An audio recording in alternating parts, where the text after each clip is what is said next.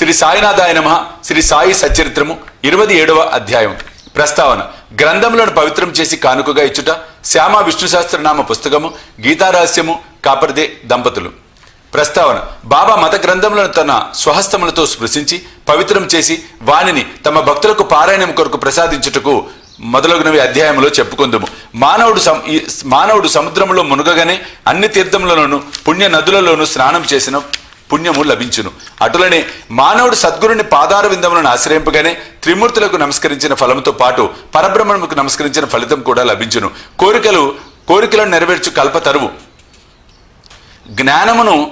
జ్ఞానమునకు సముద్రమును మనకు ఆత్మ సాక్షాత్కారమును కలుగజేయనట్టి శ్రీ సాయి మహారాజునకు జేమగుగాక. ఓ సాయి, నీ కథలయందు శ్రద్ధను కలుగచేయము. చేతకపక్షి మేఘ జలము త్రాగి ఎట్లు సంతసించునో అటులనే నీ కథలను చదువువారును వినువారును మిక్కిలి ప్రీతితో వారిని గ్రహింతురుగాక. ఈ కథలు వినినప్పుడు వారి వారి కుటుంబములకు సాత్విక భావములు కలుగును. వారి శరీరములు చెమరించుగాక. వారి నేత్రములు కన్నీటిచే నిండుగాక. వారి ప్రాణములు స్థిరపడుగాక. వారి మనసులు ఏకాగ్రమగ్గాక. వారికి గగురుపాటు కలుగుగాక. వారు వెక్కుచూ ఏడ్చి వణికెదరుగాక. వారిలో గల వైషమ్యములు తమ భేదములు నిష్క్రమించుగాక. ఇట్లు జరిగినచో గురువు గారి కటాక్షము వారిపైన ప్రసరించినది అనుకొనవలెను. ఈ భావములు నీలో కలిగినప్పుడు గురువు మిక్కిలి సంతసించి ఆత్మ సాక్షాత్కారమునకు దారి చూపును. మాయా బంధనముల నుండి స్వేచ్ఛ పొందుటకు బాబాను హృదయపూర్వకంగా శరణాగతి వేడవలెను. వేదములు నిన్ను మాయ అనే మహాసముద్రమును దాటించలేవు. సద్గురువే ఆ పని చేయగలరు. సర్వజీవ కోటి ఎందును భగవంతుని చూచినట్లు చేయగలరు. గ్రంథములను పవిత్రం చేసి కానుకగా ఇచ్చుట.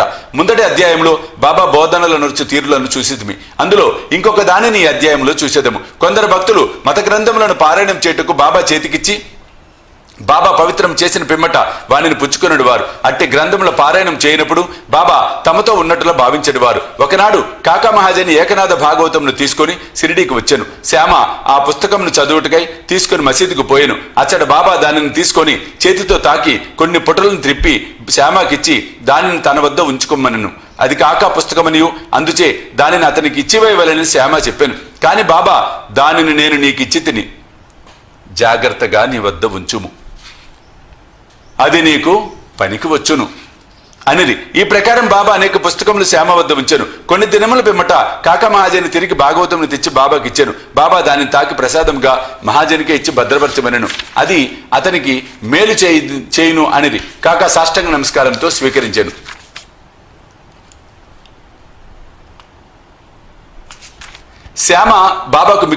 శ్యామ విష్ణు సహస్రనామ పుస్తకము. శ్యామ బాబాకు మిక్కిలి ప్రియభక్తుడు.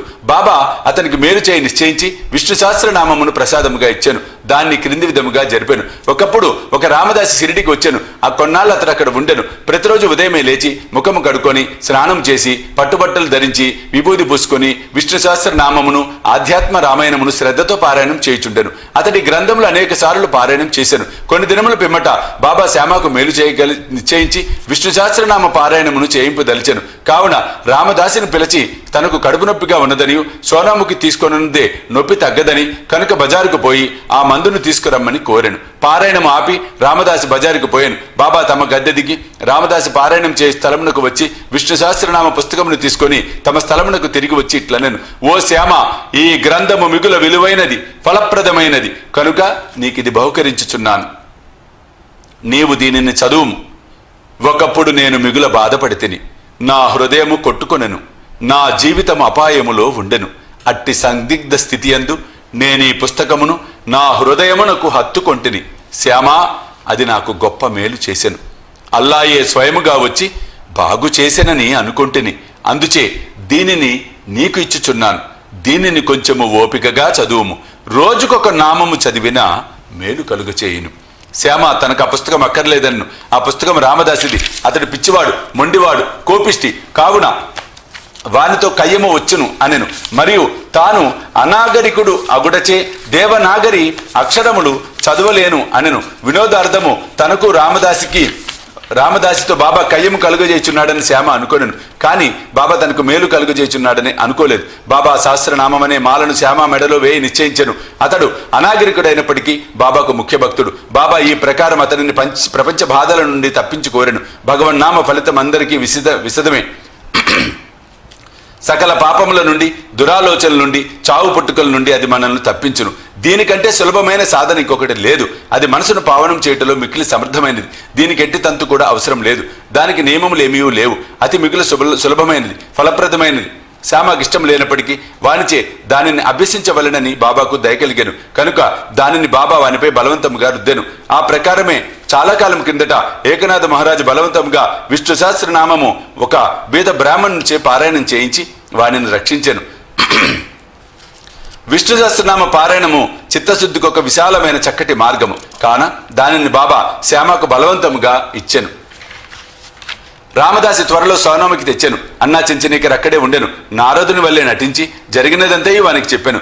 రామదాసికి వెంటనే కోపము వచ్చి కోపముతో మండెను. కోపముతో శ్యామపై పడి శ్యామయే కడుపు నొప్పి సాకుతో బాబా తనను బజారుకు పంపినట్లు చేసి ఈలోపు పుస్తకంను తీసుకొనను అనెను. శ్యామను తిట్టనారంభించను. పుస్తకం ఇయ్యనుచో తల పగలగొట్టును అనెను. శ్యామ నెమ్మదిగా జవాబిచ్చాను. కానీ ప్రయోజనం లేకుండెను. అప్పుడు దయతో బాబా రామదాసితో ఇట్లు పలికెను. ఓ రామదాసి, ఏమి సమాచారము?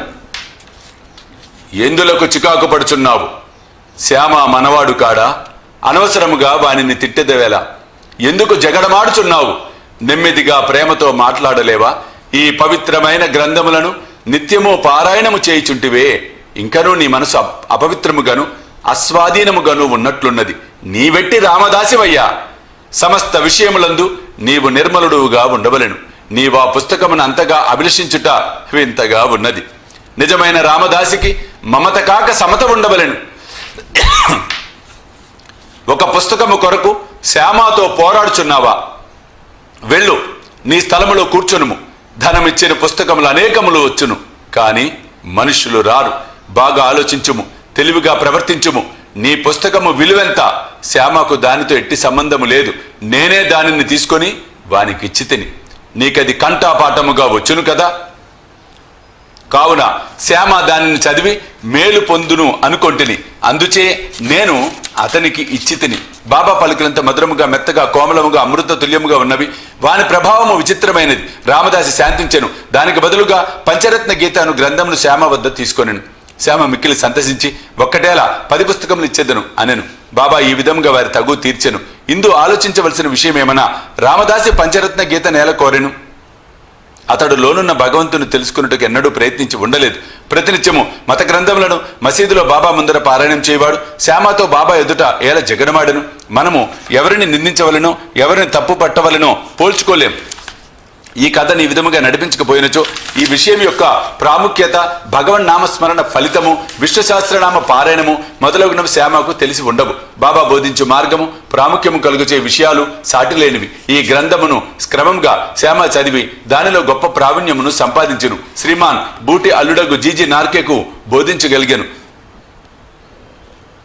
ఈ నార్కే పూనా ఇంజనీరింగ్ కాలేజీలో ప్రిన్సిపాల్గా ఉండెను. బ్రహ్మ విద్య అధ్యయనం చేయవారిని బాబా ఎల్లప్పుడూ ప్రేమించేవారు, ప్రోత్సహించేవారు. ఇచ్చట దానికి ఒక ఉదాహరణ ఇచ్చేదను. ఒకనాడు బాబు సాహెబ్ జోక్ ఒక పార్సిల్ వచ్చాను. అందులో తిలక రాసిన గీతారహస్యం ఉండెను. అతడు ఆ పార్సిల్ను తన చంకలో పెట్టుకుని మసీదుకు వచ్చాను. బాబాకు సాష్టాంగ నమస్కారం చేయనప్పుడు అది క్రింద పడాను. అదేమని బాబా అడిగాను. అక్కడనే దానిని విప్పి బాబా చేతిలో పుస్తకం ఉంచాను. బాబా కొన్ని నిమిషములు పుస్తకంలోని పేజీలను త్రిప్పి తన జేబు నుండి ₹1 తీసి పుస్తకముపై పెట్టి దక్షిణతో కూడా పుస్తకమును జోగునకు అందించుచు, దీనిని పూర్తిగా చదువుము, నీకు తప్పక మేలు కలుగును అనేది. కాపర్దే దంపతులు. కాపర్దేల వృత్తాంతంతో ఈ అధ్యాయమును ముగించేదము. ఒకప్పుడు కాపర్దే తన భార్యతో షిరిడీకి వచ్చి కొన్ని నెలలు ఉండెను. దాదాసాహెబ్ కాపర్దే సామాన్యుడు కాడు. అమరావతిలో మిక్కిలి ప్రసిద్ధికెక్కిన ప్లేడరు, మిక్కిలి ధనవంతుడు, ఢిల్లీ కౌన్సిల్ సభ్యుడు, మిక్కిలి తెలివైనవాడు, గొప్ప వక్త.